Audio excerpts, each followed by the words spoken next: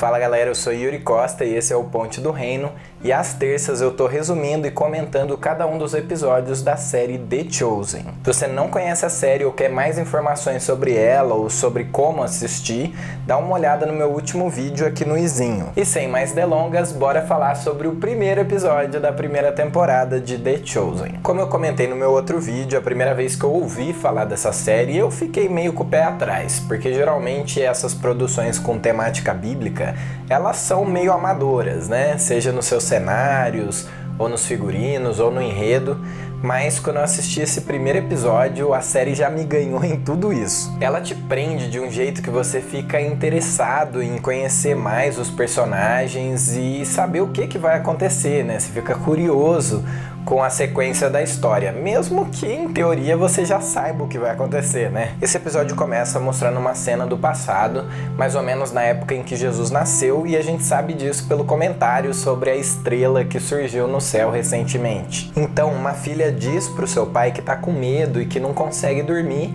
e o pai a incentiva a recitar uma passagem do profeta Isaías, em que Deus diz para que ela não tema, porque ele a chamou pelo nome e ela é dele. Esse tipo de começo, mostrando uma cena do passado e depois fazendo uma conexão com a história atual do que está acontecendo no seriado, é muito interessante porque ele lembra a forma como o Novo Testamento todo é escrito, porque ele faz o tempo todo essas citações de coisas do passado para conectar com aquilo que ele está escrevendo. A história avança então mostrando o arco de alguns personagens diferentes e como que a história deles se entrelaça. Você conhece a Lilith, por exemplo, que era aquela menininha do começo, que agora já é uma moça adulta e que tem sérios problemas com possessão demoníaca. Você também conhece o Nicodemos, que é um grande mestre da lei de Jerusalém que está visitando a região da Galileia. O Mateus, que é um cobrador de impostos e, portanto, é mal visto por todo o seu povo como um traidor. E o Simão e o André, que são dois irmãos pescadores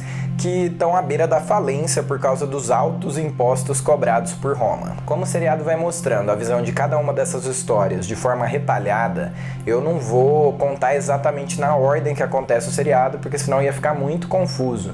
Então eu prefiro resumir o arco de cada um desses personagens no episódio. Então vamos começar pelo Nicodemos. Como eu disse, ele estava visitando a região, dando alguns sermões e ensinando alguns dos seus discípulos, e ele é pressionado por Roma em dois momentos. A primeira vez em relação aos pescadores que não estavam pagando seus impostos corretamente, porque eles estavam pescando no sábado. E como a lei judaica não permitia que eles fizessem isso, eles estavam fazendo escondidos, os romanos nem ficavam sabendo e, portanto, não cobravam os impostos referente a isso. E a segunda vez que ele é pressionado pelos romanos é para que ele fosse até o Distrito Vermelho para que ele exorcizasse uma mulher que estava causando problemas. A mulher, é claro, é a Lilith. Ele tenta exorcizá-la, mas os demônios o confrontam e dizem para ele que ele não tem poder ali. Ele dá as costas e sai em crise com toda essa situação, pensando se não havia mais coisas em Deus, na pessoa de Deus, que ele não conhecia, porque ele não conseguia ver com clareza. No fim, ele conclui que aquela mulher estava além da salvação e que era impossível ela ser redimida por meros seres humanos. Demons. Many. Only God himself could have drawn them out. Já o Simão e o André, eles estão passando por uma séria crise financeira e com a aproximação do dia do pagamento dos impostos, eles estão prestes a perder o barco deles, que é a única fonte de renda que eles tinham. Por isso o Simão acaba tentando pescar no sábado, mas sem sucesso, porque outras pessoas já estavam pescando antes dele e ele acaba ficando sem peixe nenhum. Naquela noite, ele voltando para a praia, tem um encontro com Quintus, que é um magistrado romano, e ele acaba fazendo um acordo com ele de entregar os comerciantes que estavam pescando no sábado, em troca de ter a sua dívida e a do seu irmão André perdoada. O André não gosta nada daquilo, mas como ele não consegue resolver o problema de uma outra forma, fica por isso mesmo. Já o Mateus é um homem rico, de vestes finas, que tem a sua própria casa, mesmo ainda sendo novo, e tudo isso graças ao dinheiro que ele recebe como cobrador de impostos. Ou seja, em outras palavras, ele voluntariamente trabalha para os romanos que estão ocupando o território judeu. E é por isso que ele é visto pelo seu povo como um traidor, alguém que se vendeu para o inimigo. E todos os dias as pessoas o desprezam, às vezes elas até o machucam, enquanto ele está indo a caminho do seu posto para trabalhar como cobrador de impostos, protegido por um guarda romano chamado Caius. Lá ele cobra, dentre outras pessoas, o Simão e o André. E quando o Simão fala sobre o acordo que ele tem com o Quintus, o Mateus estranha e diz que ele vai verificar isso pessoalmente. Mas apesar desses outros arcos, o arco principal desse episódio é o da Lilith, a garota endemoniada. Ela perde o pai ainda muito nova e quando ela é jovem, ela é abusada por um soldado romano. Diante de todos esses traumas, ela acaba abrindo espaço na sua vida, no seu coração, na sua mente, para os demônios, e aí de tempos em tempos ela acaba perdendo absolutamente o controle do que ela está fazendo. Quando nem mesmo um líder dos fariseus, o Nicodemos, consegue resolver o problema dela, ela considera se matar.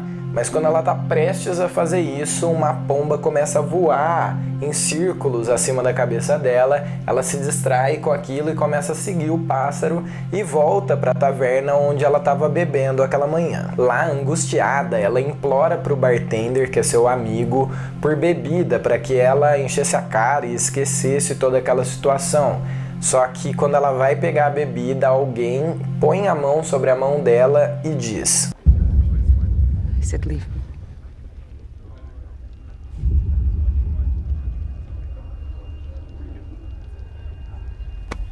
That's not for you. Os demônios começam a atormentá-la, então ela tenta fugir, deixa a taverna, mas o homem a segue. Quando ela manda ele ficar longe, ele a chama pelo nome.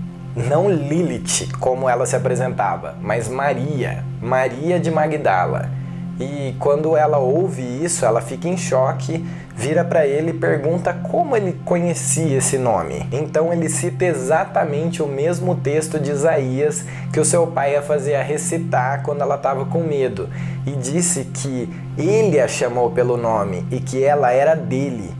Então ela começa a chorar nos seus braços. E é assim que Jesus é introduzido no seriado, na última cena do episódio, mas mudando tudo, embora só com alguns poucos segundos de cena. Me faz pensar em Nárnia, onde o Aslan também é o personagem mais importante da história, mesmo que ele não fique aparecendo o tempo todo. Esse final é tão poderoso que é até difícil de explicar. Eu só sei que toda vez que eu assisto essa cena, o meu coração se enche de paz e de alegria e eu inevitavelmente começo a rir. Ele a liberta ao afirmar sua identidade. Ela é dele. Ou, em outras palavras, ela é uma filha amada de Deus. Mas eu ainda quero ressaltar alguns pontos desse episódio que eu acho um tanto curioso. Num dos ensinos do Nicodemos, ele diz que é pecado você comer um peixe pescado no sábado, porque aquilo que entra no corpo do homem o contamina. Eu acho curioso, porque se você já leu a Bíblia, você sabe que Jesus em algum momento vai dizer exatamente o contrário disso e declarar puro todos os alimentos. É meio que um easter egg ali, né? O Nicodemos também diz que certamente o Messias não viria enquanto não se cumprisse isso ou aquilo da lei. Só que o Messias já tinha vindo, ele estava vivendo entre eles por 30 anos. Isso é um detalhe sutil, mas que nos mostra que não é por merecimento, mas pela graça de Deus é que somos salvos. Quando eles passam pelo Distrito Vermelho, você pode ver uma parede pichada que diz que o Messias vai vir e destruir os romanos. O Quintus também cita algo parecido com isso no primeiro encontro dele com Nicodemos. E isso é interessante também, porque dá um contexto de que a expectativa do povo judeu é de que o Messias ia ser um grande líder político, um grande guerreiro, e que ele ia atacar Roma e acabar com o poder dele sobre os judeus, libertando-os. Eu também gosto bastante da cena do Nicodemos se questionando se realmente ele sabe tudo aquilo que ele acha que sabe sobre Deus diante daquele espelho embaçado. Sometimes I wonder if what we can know of Adonai and the law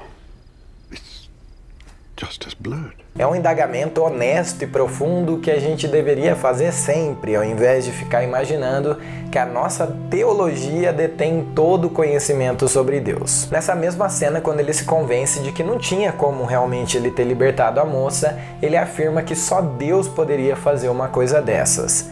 O que é bem legal, porque Jesus no fim desse episódio faz exatamente isso.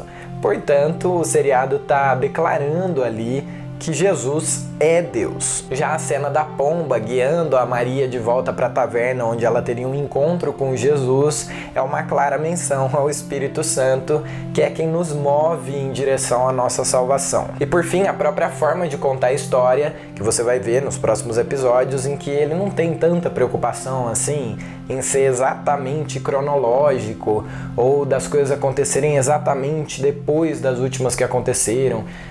Isso lembra bastante para mim a forma como os evangelhos são escritos. Uma coisa eu posso afirmar com certeza: assistir The Chosen me dá vontade de ler a Bíblia e passar mais tempo com Jesus, o que por si só já faz dessa a série mais maravilhosa que eu já vi. Se você gostou, deixa o like no vídeo, se inscreve no canal se você ainda não for inscrito e clica no sininho para receber as notificações.